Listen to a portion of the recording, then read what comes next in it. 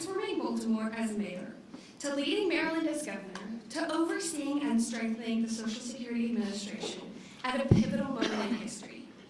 But beyond the metrics, Governor O'Malley brings something rare, a fierce belief that government can and must serve the people, especially the most vulnerable among us. As chair of a courts advisory board and as a national leader who shares a deep commitment to equity, access, and justice, he stands uniquely positioned to introduce a president who has spent his life advancing these very ideas. So please join me in welcoming Governor Martin O'Malley.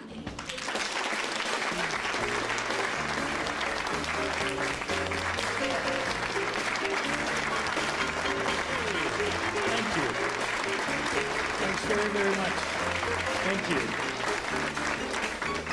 Wow, it is wonderful to be with all of you today. It's my great honor to join you and also to be in the company of former United States Senator Debbie Stabenow, who is here from Michigan.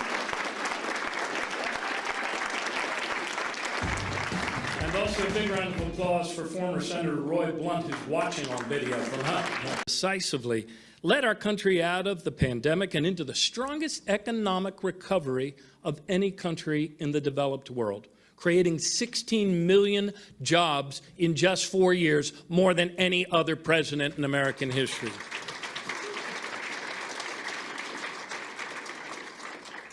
With the bipartisan infrastructure law, President Biden quickly put millions of people to work, rebuilding our bridges and tunnels, ports and airports. He made wages go up, not just for the super wealthy, but for Americans all across every earning quintile of the economy. He brought manufacturing jobs back to the United States with the CHIPS Act. He made the biggest investments ever to combat climate change. And President Biden took on big pharma and won, reducing prescription drug costs for tens of millions of Americans.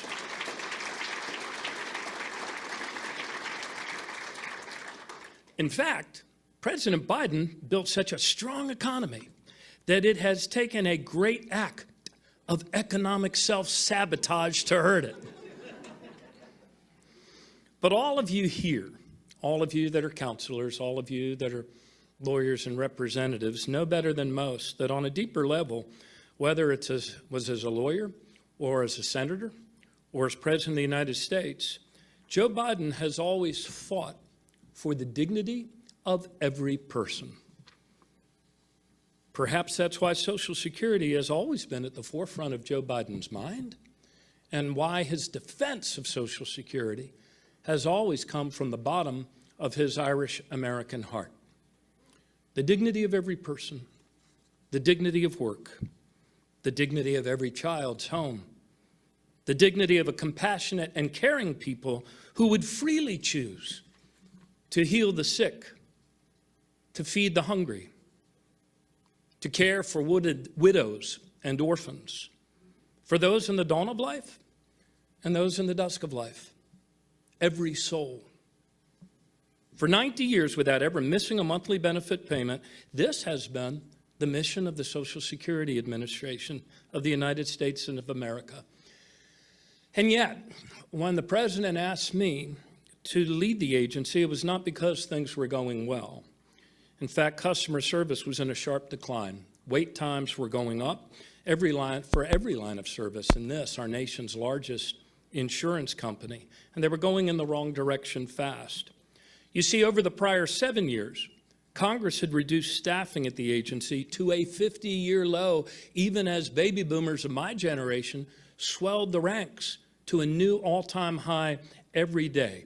But thanks to President Biden's leadership and support, the hardworking men and women of Social Security in just 1 year turned around almost every single service metric in delivering for the American people, and they got the agency moving in a much better direction.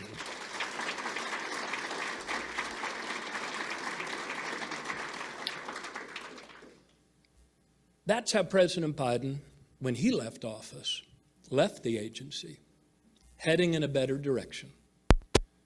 But now so many of those gains have been wiped out. And in just 45 days, Trump and Musk have gutted the Social Security Administration with a chainsaw. The largest exodus of staff the agency has ever suffered. And make no mistake about it, it's the American people who are feeling the pain. They'll feel the pain in the additional wait times. They'll feel the pain from being crammed into crowded wait rooms. They'll feel the pain from their field office being gutted and reduced by 25 or 50%. But I tell you, they may feel the pain, but they will not believe the big lies. And we've heard them again. We're hearing them right now.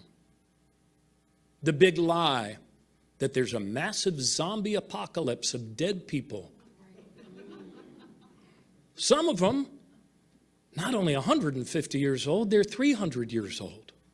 Not true. It's a big lie. And the reason the people won't believe it is because it's not true. The other big lie, illegal immigrants.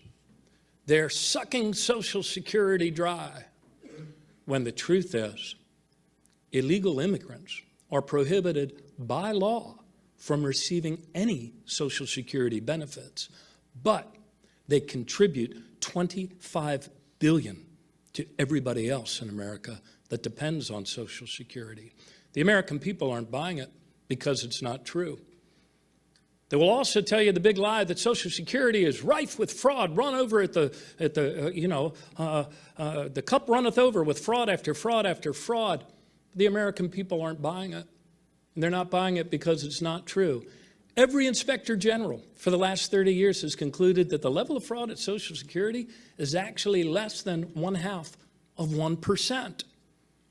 So, as our democracy awakens to this massive breaking and entering in progress and all its attendant big lies, let no one forget that for 90 years Social Security has always worked, that for 90 years Social Security has never missed a payment, that for most of those 90 years Social Security was allowed to have adequate staffing to serve its customers. And finally, remember this, even when their staffing was reduced to a 50-year low, one president got it turned around and moving in a better direction.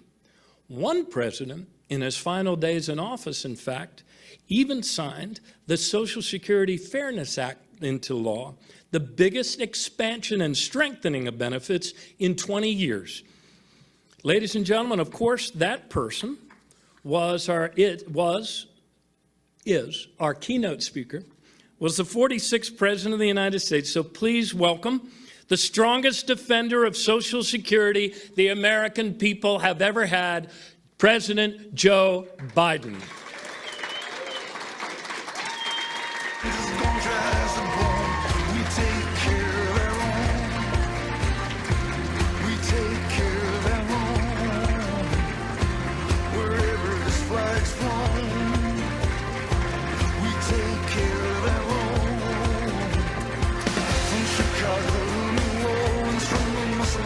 Thank you, thank you, thank you. So good to be here. Shotgun shack to the Superdome.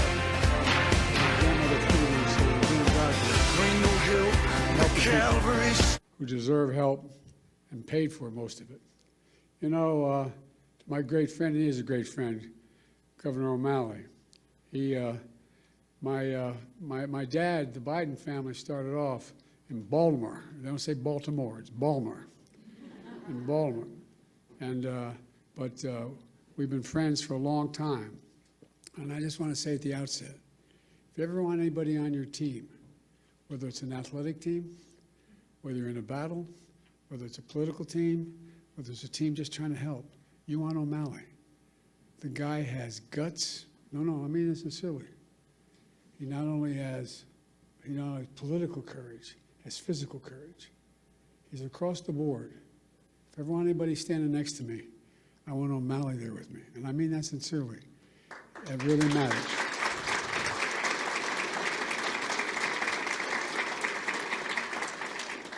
You know, I always kid Maryland because Delaware, the second smallest state, we share the eastern shore of Maryland with Maryland.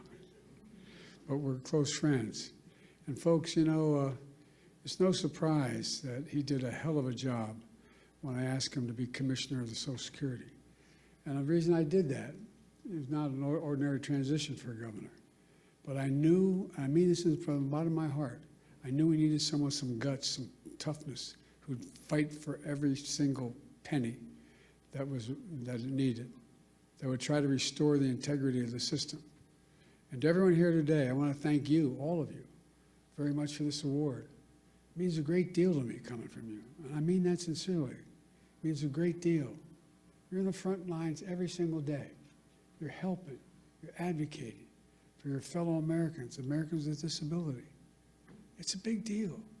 We talk about what happened in the physical side of it if we didn't have Social Security. Think of what the psychic calm gives so many people who just don't know where to go, don't know how to traverse what needs to be done, or alone. Last fall, on the White House lawn, we celebrate the anniversary of the Americans with Disabilities Act. As a United States Senator 400 years ago, I was looking back on it. God almighty, I've been doing this 50 years. It's hell turning 40 years old, anyway.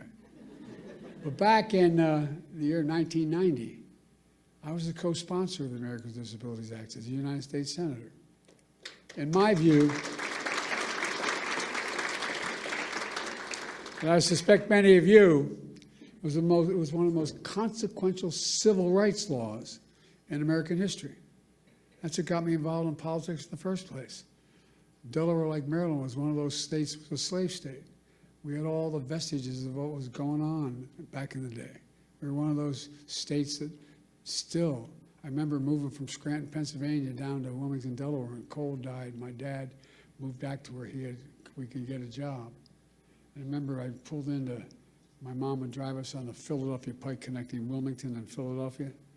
And we lived in an apartment complex. And she'd drive us it was only about a half a mile to Holy Rosary School in Claymont. But it was so dangerous, she wouldn't let us walk up because of access road. I remember pulling into the parking lot. And I had never seen hardly any black people in Scranton at the time and I was only going in 4th grade. And I remember seeing the kids going by at the time called colored kids on a bus going by. They never turned right to go to Claymont High School. I wondered why. Asked my mom, why? So in Delaware, they're not allowed to go to school, in public school, with white kids, honey. That sparked my sense of outrage as a kid, just like it does, and these young kids right here can tell you things affect them when they learn about something that's really just unfair and unjust. You know, my dad was an honorable man. And my dad used to have an expression. He said, Joey, your job's about a lot more than a paycheck.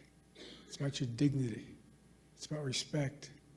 It's about being able to look your kid in the eye and say, honey, it's going to be okay, and mean it. Well, that's what you're all about. That's what the legislation is about. It's about dignity.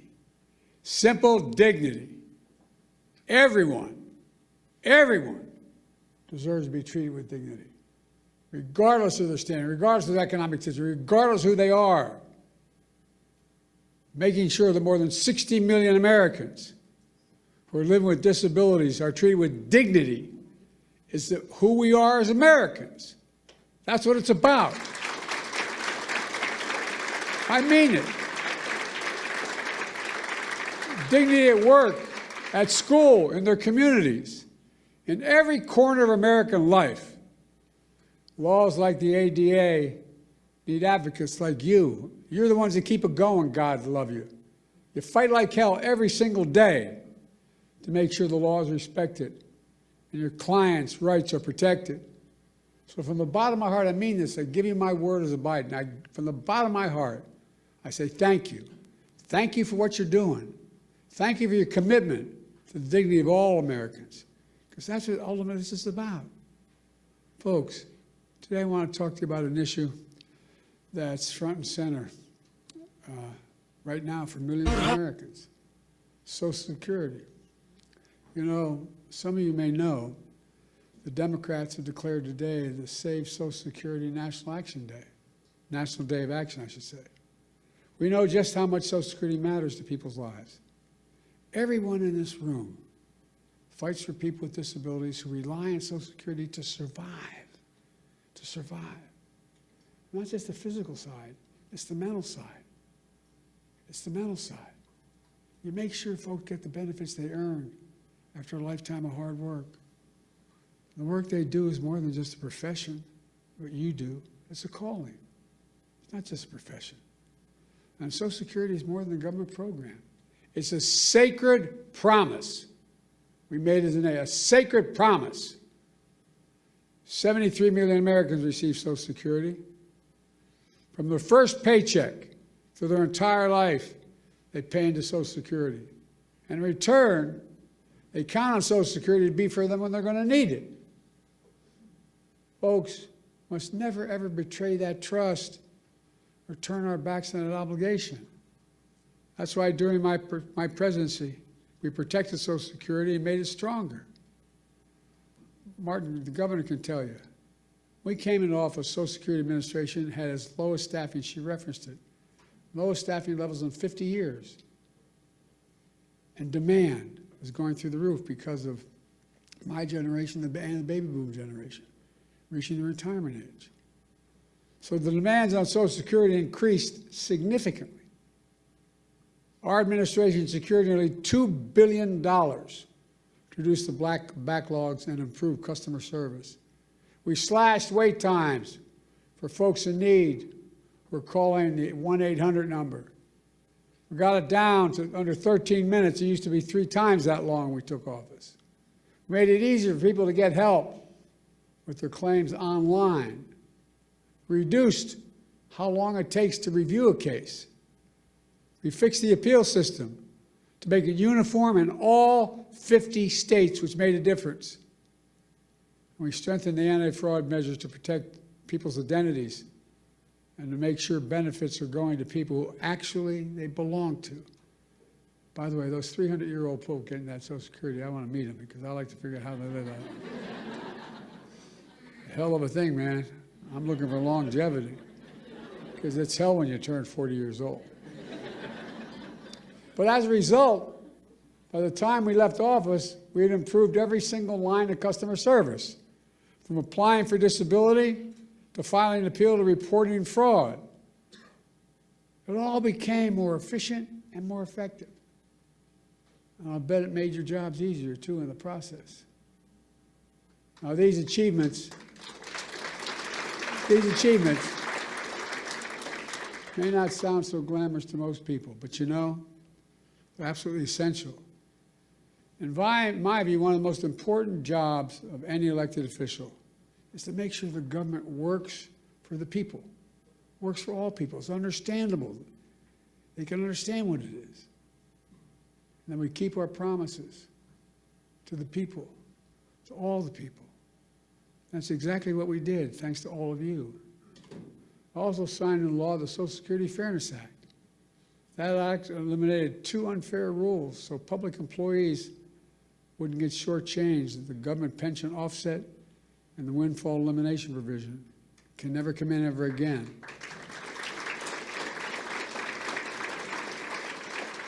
But as a result, more than 2 million people are now finally receiving the full benefits they earned. And remember, we also faced a constant threat by some members, Republican members of the Congress, to cut and gut Social Security, period. Cut and gut it, period. They wanted to let Social Security expire every 5 years. That was the proposal. Let it expire every 5 years unless reauthorized by the Congress. Who in the hell do they think they are? Every 5 years and then wait around and be, well. I will not go further or get in trouble, but look, folks. You can imagine the chaos it would have charged. Every 5 years, Congress is going to step up. You imagine this Congress stepping up? They threatened to raise the retirement age as well. Now, that might not be a hardship for someone working in a comfortable job. But if you're on your feet all day, you're doing manual labor all day, you're working with a disability, it's a very different matter. And then they even tried to force cuts on Social Security during the negotiation of the debt ceiling. These are wonderful guys. Last time this guy had the job, he raised the debt ceiling because of an enormous and profligate tax cut to the super wealthy. And then he said, look, then they started talking to us, his colleagues. Well, maybe we can do something about Social Security, but we got to do something about the debt ceiling. How are we going to we can find the money in Social Security? Unless we do what they wanted. They wanted to cut Social Security. Not on my watch. We refused to go along with any of that. Look, Americans have always been able to count on these benefits. And let me pause a second here and say this. We talk about the physical needs that Social Security provides for people, particularly hardworking people, people retired, people on the edge. But the psychological impact is profound. Profound. You're a man or a woman, you're 70s, 80 years old, you're not in good shape, you have a disability, and you hear the check may not come. How do you sleep at night? How do you sleep at night? We lived up in Wilmington in a 3-bedroom split-level home in a new development, 40 homes, with 4 kids and a grandpa living with us. And I remember our headboard was near my dad's and mom's room. And you could tell when Dad was restless. I remember asking one night my mom, what's the matter with Dad? The next morning, she has found out that we're not going to provide insurance anymore where he works. Well, imagine if you're somebody who's been struggling your whole life.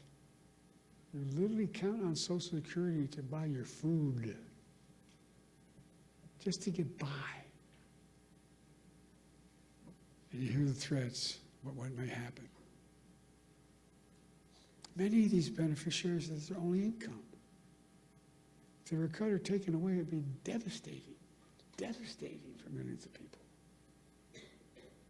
And the psychological pressure we put people under by having this debate is absolutely devastating. That's why we work so damn hard to make Social Security Administration stronger than it's been in years. And that's why I asked the governor to take over, by the way. But look what's happened now.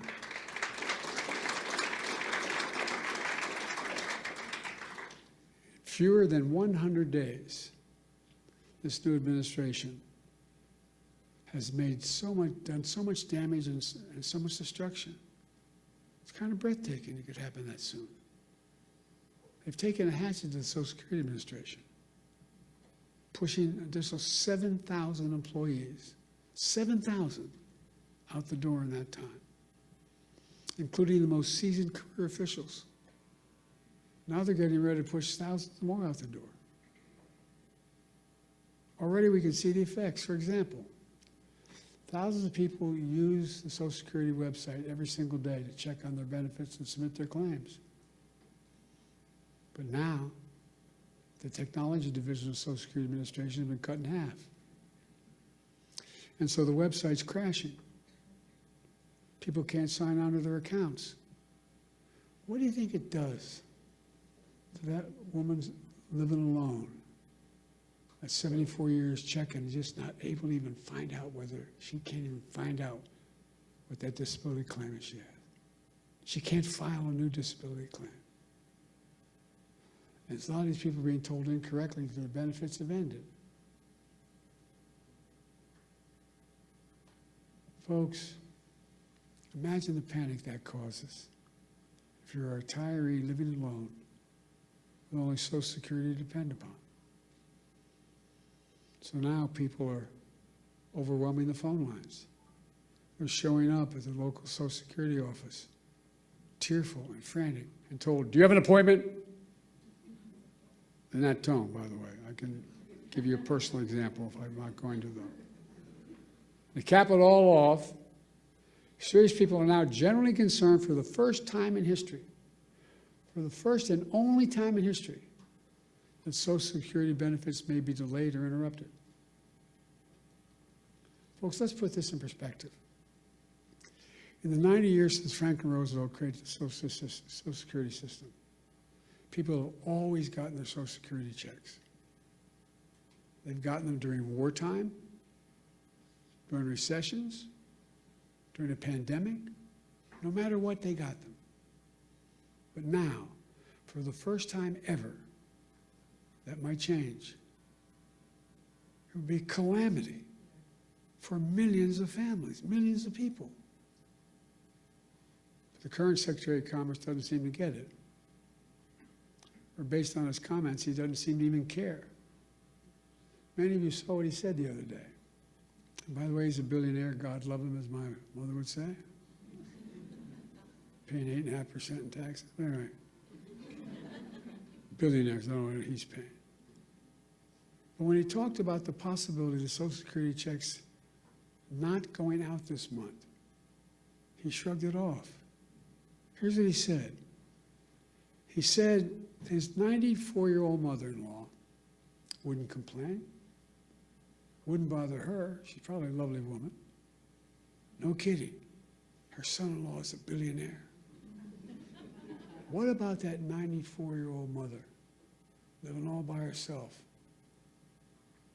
Doesn't have a billionaire in the family.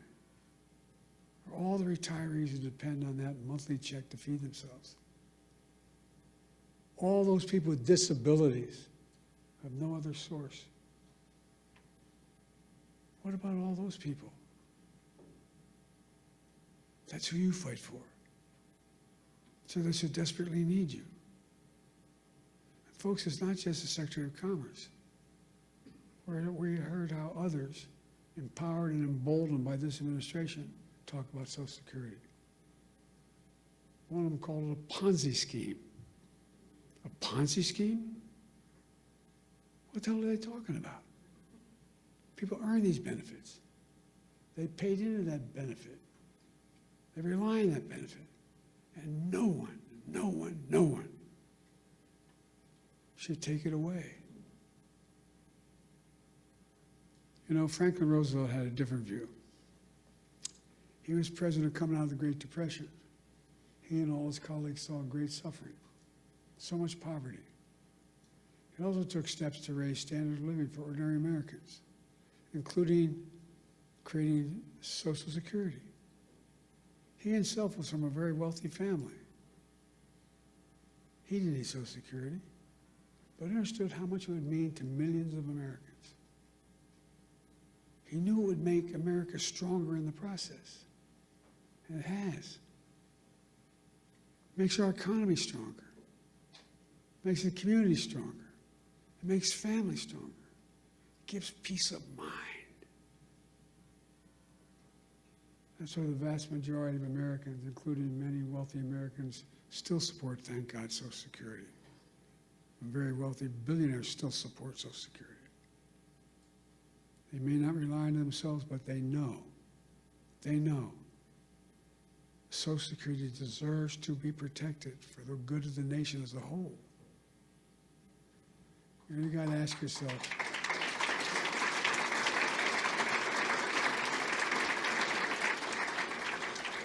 yourself, why is this happening? Why are these guys taking aim at Social Security now? Well, they're following that old line from tech startups. The quote is, move fast, break things. Well, they're certainly breaking things. They're shooting first and aiming later.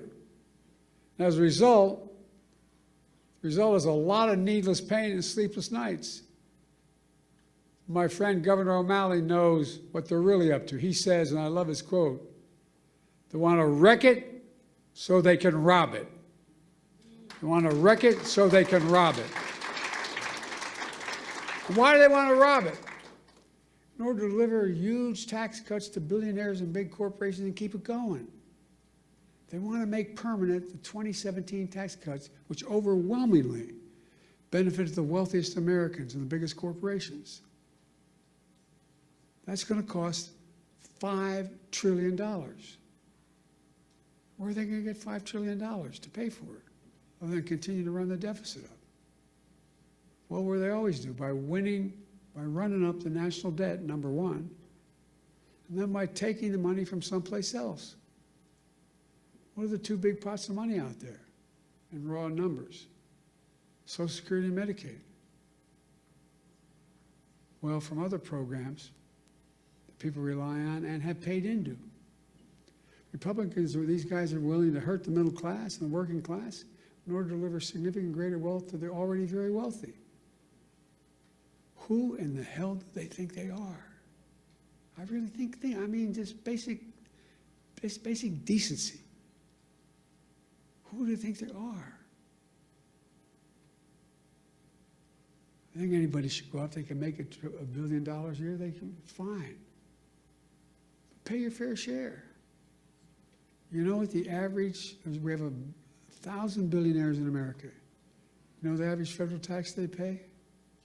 8.2%. Anybody want to trade that number? What you're paying? Folks, look.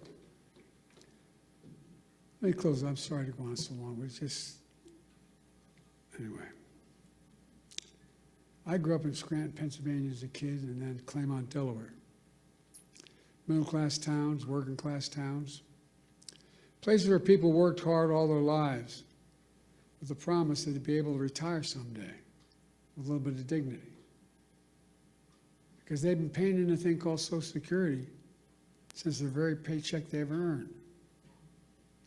These people get knocked down every day, learn to get up. My dad's one expression: you get knocked down, just get up. Get up. They get up every day.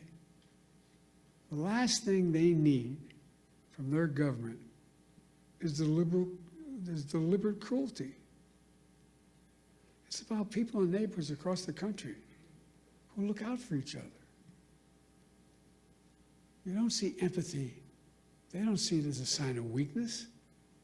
They see empathy as a decent instinct. They don't see cruelty as a sign of strength. Social Security is about more than retirement accounts. It's about honoring a fundamental trust between government and people. It's about peace of mind for those who work their whole lives so they can rest assured they'll have a chance. They'll get back some of what they earned and what they deserve. But more than anything else, I mean this sincerely. And as my friend says, maybe it's the Irish of it in me, but it's about who we are as Americans. Who are we? What makes us distinct from the rest of the world? It comes down to basic, in my view, fundamental American values. Nobody's king. Nobody's the boss. Everybody has a shot. All people are asking for is a shot. Honesty, decency, where hard work is rewarded. Have some faith in each other. Fairness, simple fairness. We can't go on like this as a divided nation, as divided as we are. Like I said, I've been doing this a long time. It's never been this divided. Granted, it's roughly 30%, but it's a 30% that has no heart. What we see in America, that's what we believe in, fairness. And that's the America we can never forget or walk away from. Folks, I mean this. I know it sounds trite, but I have to remember who we are. We're the United States of America. The United States of America. The most unique country in the history of the world, and that's not hyperbole. Every other nation was founded because of religion, geography, ethnicity. We're the only nation in the world founded on an ocean. We hold these truths to be self-evident. that all men and women are created equal, endowed by their Creator. That's the one thing united us, an idea. Every other nation was because of a purpose. It's an idea.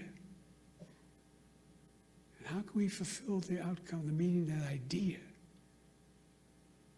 We walk away from just basic fundamental decency. Folks, sorry to go on so long, but I feel deeply about this. You know, you've heard me say it before, and I'll say it again. There's nothing beyond the capacity of America to do when we do it together. Let's do it together. God bless you all, and may God protect our troops. Thank you for what you do, and thank you for this wonderful award. Thank you, thank you.